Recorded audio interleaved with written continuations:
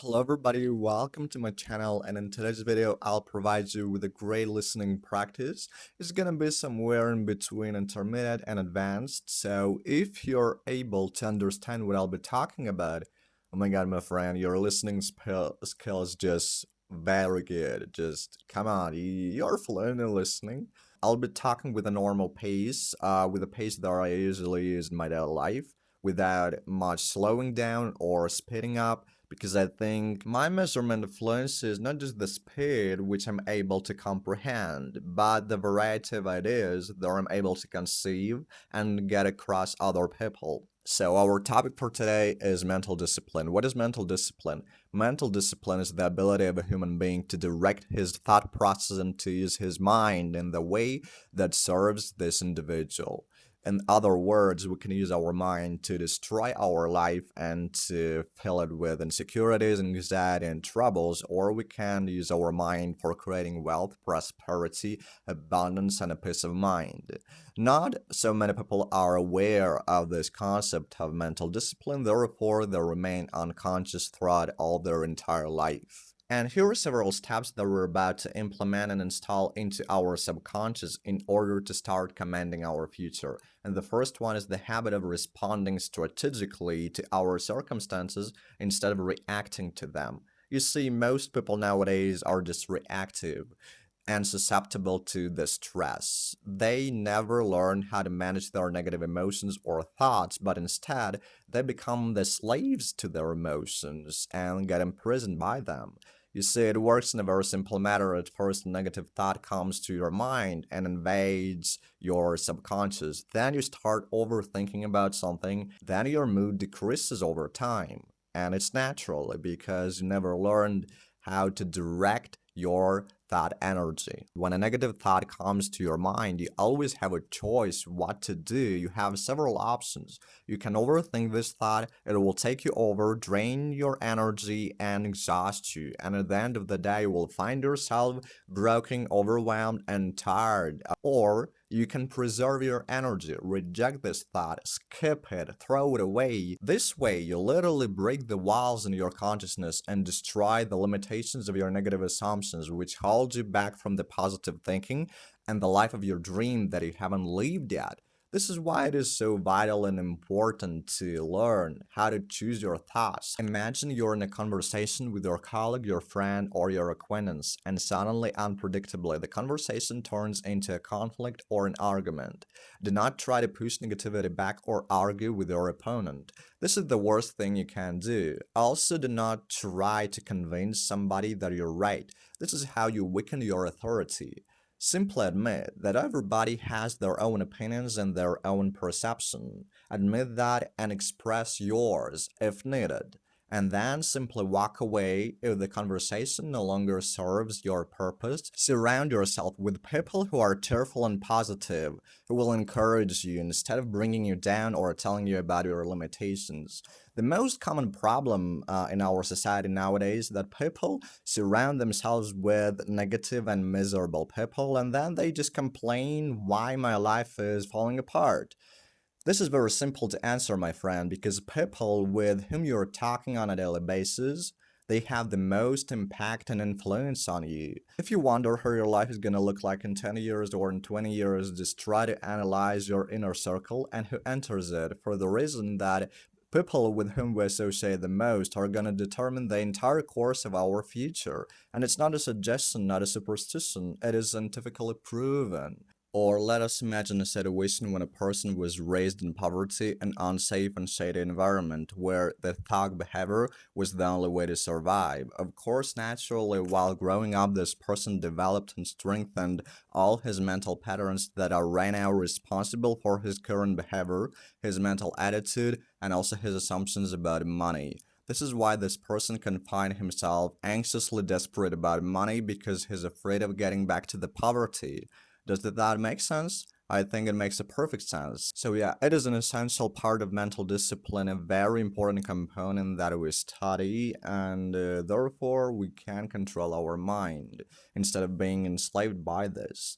And okay, I think let us move forward. And right now, I want to discuss one more point, and it's gonna be probably about your choices, the decision that you make on a daily basis without much thinking. And sometimes we just sleepwalk through our lives instead of thinking why I make such a choice and what do I want out of life. You see, when a person knows what he wants out of life instead of borrowing his peers' desires, his parents' ambitions, or the society's standards, this person becomes authentic, autonomous, unique. Most of us don't choose at all, and to illustrate this point, I want to discuss a very ordinary case, a situation when a person grows up, starts envying his peers, people around him, celebrities, he borrows some desires, dreams from the society, and then he ends up with nothing because he's distracted, his attention is scattered upon numerous things, and he's not really locked in. And this person tries to focus on everything at the same time, mastering none of this. Then, of course, obviously, he fails without result because success requires singular attention and focus, which this person does not have either. And over time, he just gives up, not because he's weak, but because choosing something one and centering your attention also requires personal inventory and thinking about what you want out of life.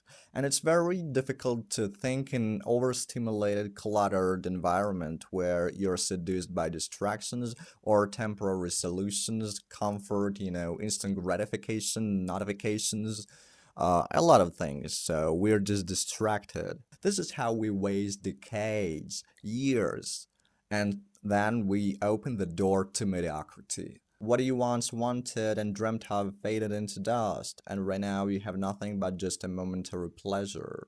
We open the door to mediocrity and create this circular home job, home job, home job, home job. Oh, nothing happens, life is not interesting, and then you're searching for meaning, for purpose in your life, thinking, what is life about?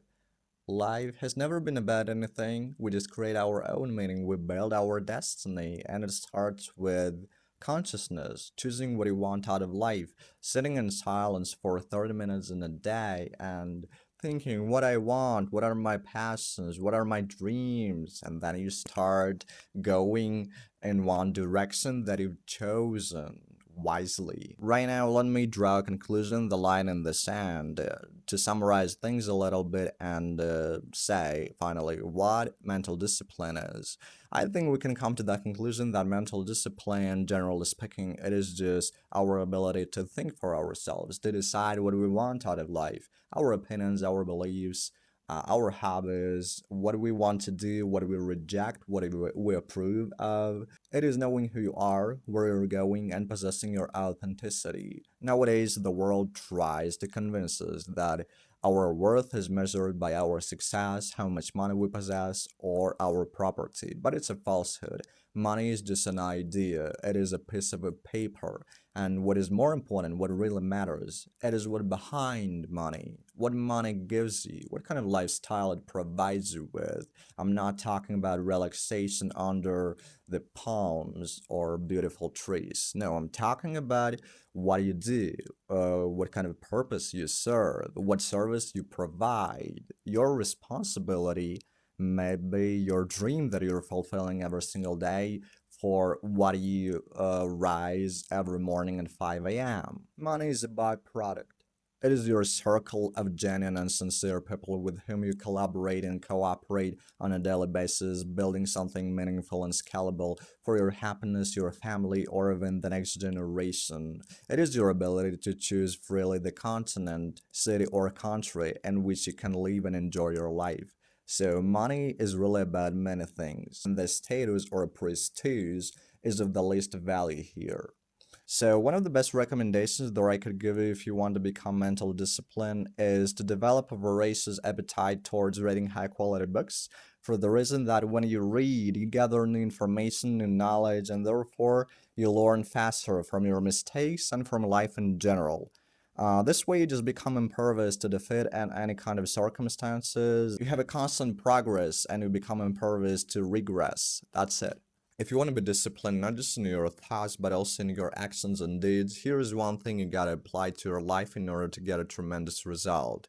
You just should obey your decision, not your mood or your emotion. You see, a lot of people fail to be disciplined not because they're incapable, but simply because they act out of emotion, out of their mood, instead of sticking to their decision. When you act out of your decision based on what you made up your mind upon, you become unforgettable, unrecognizable over time, because you learn how to obey your inner command instead of following your urges or impulses.